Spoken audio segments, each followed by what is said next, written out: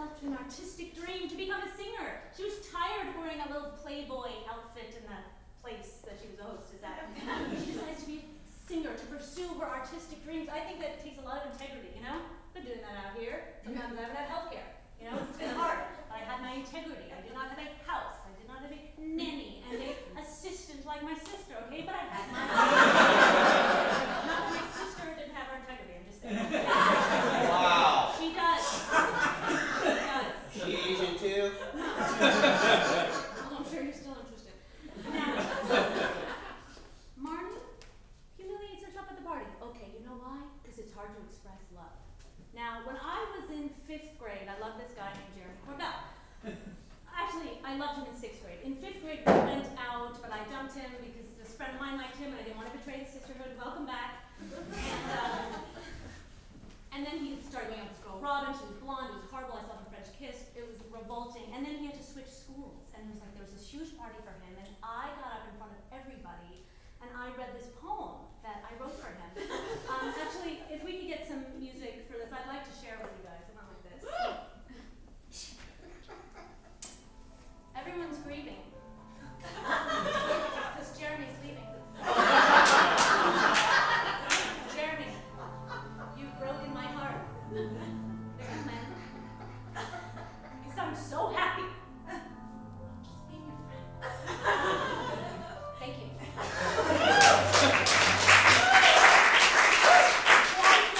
Risk is to win. Maybe I humiliated myself that day. Maybe I did again just now. But that's where the empowerment lies, in the vulnerability of expressing ourselves. You know, it's funny, I wrote a poem too. Did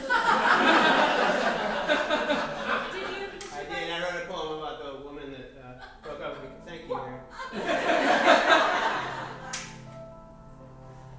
I'm down on my knees. Not because you're Japanese. Because you really mean to me. And mostly because you're Japanese. Thanks, Mary. Thank you. Mr. Price, that felt mocking. Why? Because I opened my heart? No. Really? No. That was a real poem that I wrote. Really? You really? I really wrote that poem when I was 11 years old. I really wrote that poem about 10 seconds ago. It hurts.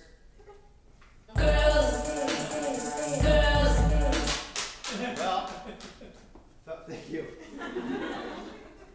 Here we have the third topic. Butt plug. Twin threesome. I heard butt plug first, but I like the sexuality coming from here. Butt plug. What is a butt plug? Well, I googled it and I can tell you what it is. A butt plug is a plug that goes in your butt. Can be rubber. Can be glue. Bounces off me and sticks to you. No, it can't be glue, guys. It can be porcelain or glass. I think there's some graphite butt plugs. What other kinds of butt plugs are there? I don't know. Really?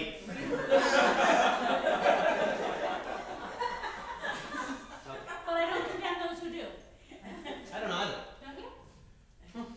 Let's see. The reason we want to talk about butt plugs tonight, the reason I'd like to, other than the materials they're made out of, which I find fascinating. Look at the last one, that seems, I don't know, really? That could break? Anyway. Shoshana is a very innocent, naive person before she meets Hannah, the dreaded Marnie, and Jessa. But Shoshana learns a few things while meeting them. You see, Shoshana at first is about emojis. She's about a side braid. She's about talking like 1,000 miles an hour. Texting a lot, like colon, capital P, you know. The show she's about, she's in college, she's having fun. Okay. However, she learns about butt plugs through Hannah, who at a dinner party just was talking about how she and her gay ex-boyfriend, Elijah, used to use butt plugs. That's fine, whatevs. But what isn't whatevs is the horrified look on Shoshana's face. Guess what happens to Shoshana later? She dumps this guy she's in love with, she takes her pants off at a crack party, she goes down this rabbit hole of horribleness. Now, where I'm from, and I'm from the Midwest, so I have different values than Ms. Mimoun, who grew up in Hollywood. Where I'm from, empowering doesn't mean going down the rabbit hole, sticking a butt plug up your ass. The only butt plugs we stick up our ass are butt plugs full of love and hugs. You can't get those on the internet, Ms. Mimoun. I'm sorry to say. Okay. I have so many problems with what you just said. One is, Do you? talking about, yeah, I do. Okay. You're talking about a butt plug as a corrupting influence on Shoshana, right? Yep. Try these things on for corrupting influences. Sophia aids and abets a bank robbery. Sophia has obvious ties to the mob. Blanche hires a private detective to snoop on Rose's wonderful boyfriend Miles, and she accepts it. Some other crazy. Oh, Rose blackmails Darby and Blanche into pretending they're lesbians. Problem is that they're gay. It's the dishonesty. Okay? These women are a bunch of criminals. Let's talk about sexual corruption. They backstab each other constantly. The Golden Girls do. They all date this sculptor, lie to each other because they all think the other one's dating. Lie, lie, lie. They do that again with an actor. Every artist that comes into fame, they all fool around with behind each other's back. Rose gets engaged to Miles. That night, Dorothy makes out with him on the lanai, the only place they ever go. Plenty of places, Ms. Mimoun. Backstab. Jess is like, oh, hey, darling, you look beautiful, wonderful. She never backstabs. Who Marty. never backstabs? Jess is like, you look beautiful all the time. She's like, you're wonderful. She's supportive. What does Jessa say? What does Jessa say when Hannah's really upset about her ebook? What does she makes a say? rude comment No one because cares about she's your deeply first depressed. book. Right? She How does rude say is that? A, It was your rude. first book. It was rude. Like, who cares? It's your first book, anyone can have that. B, no one cares. Rude and rude. That wasn't, you know what I said to her when she made that rude comment? She's like, wow, you're really mean when you're depressed. She was honest, she was thoughtful, she was expressive, and then she said, you can stay here as long as you want. Like, I see you, I see No, you. don't know. It wasn't 2 months like Stan got. No, it was like a night. Can I get back to the butt plug issue? Please, you get back to the butt I plug. want to hear that. So what if Hannah told Shoshana about a butt plug? I don't see that it correlates with any downward spiral. Shoshana managed it. When I was in high school, all my friends were giant whores, okay? A lot of them still are. And it was fun. It was exciting. I was a very wholesome girl, not unlike the show, and it wasn't corrupting. I got a sort of vicarious thrill out of it without having to act on it myself. Slutty friends are the best. I love you Don't care, slutty friends are the best. Can I tell you a different story? Okay, this is a little less, here's about a story of someone who's corrupted. I grew up in the Midwest, like you said. My mother is a puppeteer. I had a very wholesome existence. I used to go down the street, go to Tag's Bakery, get a smiley cookie, 2 please. Very nice. We don't have a lot of Main Street kind of things in Hollywood, I know, but where I lived, it was very nice, quaint. But here's what happened one day. My mom had a lot of puppeteer friends that came by. Okay? One of them was an adult puppeteer. His name was Jim. He was a pilot by day, adult puppeteer by night. One day I'm kind of rooting around in the basement where Jim's bags are, just looking for my Atari, not his stuff, doesn't matter. Anyway, Jim and my mom come down and Jim says, hey Matt, want to see a new puppet I made? Sure, Jim, why not? It's a stewardess puppet. Okay, sure. Ask her for some peanuts, Matt. All right, I will. Can I have some peanuts? Sure. Opens up her stewardess vest and her felt breasts. Thank you for being Please. Her felt breasts come out and they're covered by actual peanut shells. That scarred me for a long time. I did not see breasts for 5 years after that. Why is that? That was my fault. no one wanted to show me them. But my point is, if I had, I would have been like, oh my God, peanut shells. Probably. I'm just saying. Okay. It was disturbing. Time's running out. Okay, let's go. Another topic. Cheesecake. I heard cheesecake first. Okay. Cheesecake. Thank you very much for that. I'd like to take this, Mr. Price. By all means. The amount of cheesecake nightly devoured by the Golden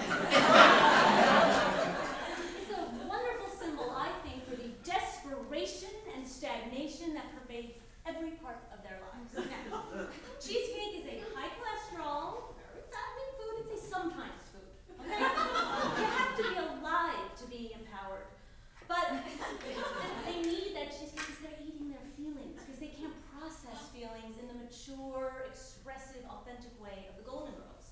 cheesecake is also very bland, like their lives.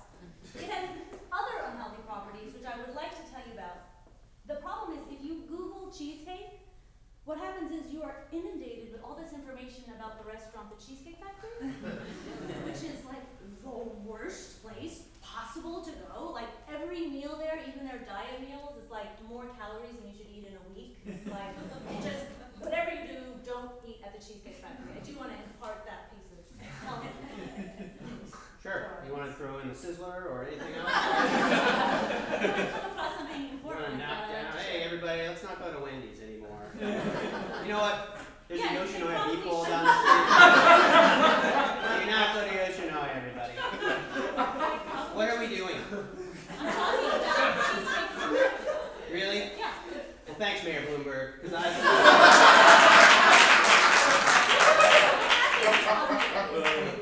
welcome that. great. I enjoyed that policy. I'm going to drink my large drink of interesting information right now and regurgitate it back to you. The Golden Girls do eat a lot of cheesecake. But you know what? While they're eating it, they do a lot of talking. They do a lot of sharing. A lot of comforting. Okay?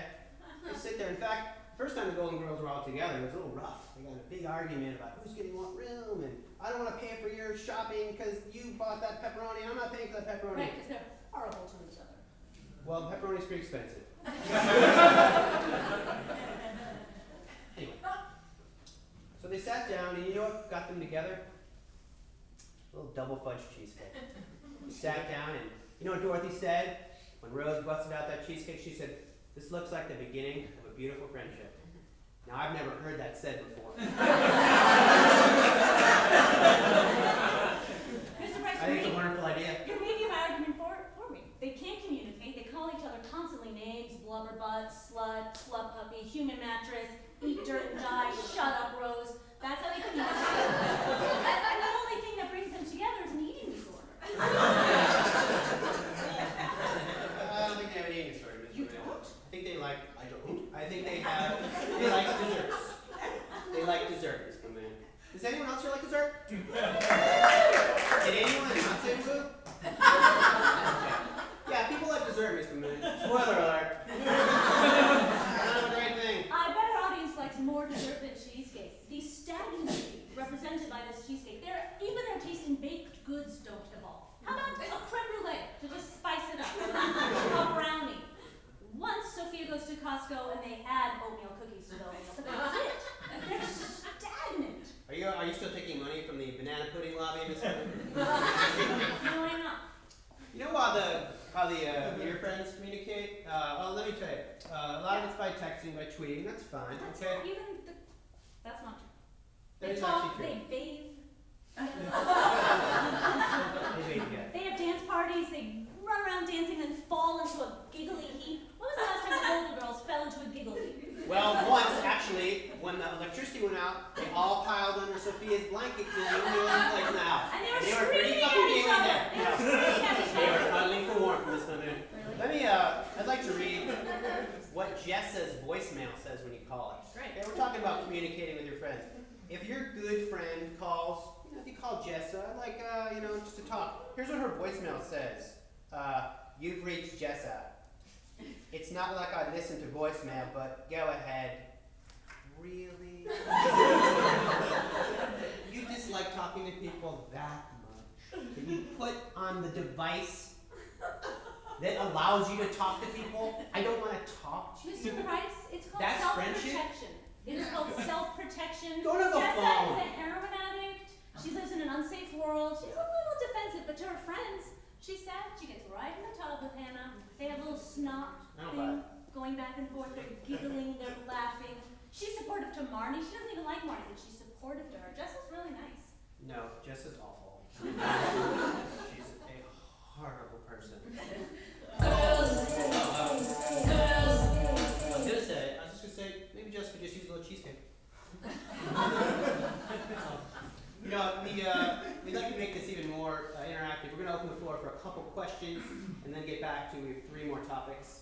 But if you have any questions, just specific things you want to talk about, feel free to ask right now. Those 4 topics? Pardon? Those 4 topics? That was 4 topics. I'm paying attention. So are there any specific questions or anything we haven't discussed yet that you'd like to, or should we just move on with the topics? Wow. Concerns? I have a question. Okay, yes, thank you. How would you relate the Golden Girls, community service and, care for the community towards the other girls? That's a great question. Well, I'll say this, Rose Island is a grief counselor. That seems like it's caring for the community. Yeah, Rose Island is a grief People are counselor. grieving. She treats bipolar disorder with knock-knock jokes. She breaks client confidentiality on a daily basis. And I don't know if any of you have ever seen that grief center. She's sitting, there's the row of clients, they're all sitting there in public. She's a glorified secretary over there. I don't know if you've seen her. She's not like having heart-to-heart talks. Knock, knock. Who's there? Rose Island. Rose Island. Rose Island's pretty awesome. Is there another question you have? Thank you very much. Is there another one? Should we move on to the topics? Ballpark butt. Okay, great. Ballpark butt. We'll move right on. Thank you very much. Thank you very much. Ballpark butt is what my family used to call me when I was a child. Ilyse's butt. Ballpark. Plump when you cook it. Permanently scarring. Again. Then in 8th grade they called us BBC. Big Butt Club. Me and my friends, they called us BBC. Right there, sister. They would write it in our little labels on our chairs, BBC. Horrifying. Thank God that was the year the baby got back, became popular. Otherwise we would have completely descended into anorexia or some such behavior. But I wish I had Hannah's empowerment. Do you know what Hannah has to say about stuff like this? I have not tried to lose weight. I decided I was going to have some other concerns in my life. God, I wish I had said that, because maybe then 5 years later, my dad wouldn't have said again on prom night that my butt looked too big. I was already feeling incredibly insecure. I was in a break thing with Fritz, not Centaur comment related, but we were in this whole thing. I was going alone. It was very pretty in pink. I was very scared. My father made this horrible comment. The point is, there is so much pressure on women to be foxy that I say, Hannah's take me as I am attitude is empowering. It's a breath of fresh air. She's flaunting it. She's normal looking. She's flaunting it. I think that's beautiful. Mr. Price doesn't want to see normal looking women. I do. And I say, ladies, love your bodies.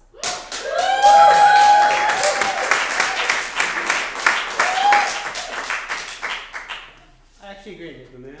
I don't begrudge Hannah for having a normal body and flying it. In fact, do you mind if I sit down and talk to you guys? I just want to share something with you guys. We've been debating, and that's great, but I just want to talk to you as Matt.